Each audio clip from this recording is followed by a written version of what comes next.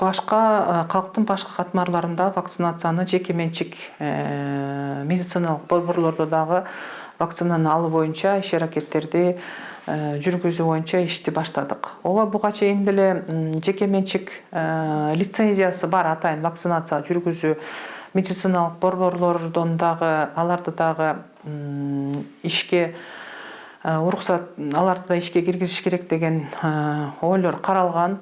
Бул маселе каралып атат. Анан бирок баягы вакцинация медицина кызматкерлерин анан кийин жана мен айткан калк менен дайыма көп иштеген кызматкерлердин арасында вакцинация башталганга чейин жеке менчик медицина кызматтарына уруксат бериле элек болчу. Эми алар өздөрүнүн вакцина алып келип вакцинацияны баштайбыз деген каттар менен бизге кайрылып башташты.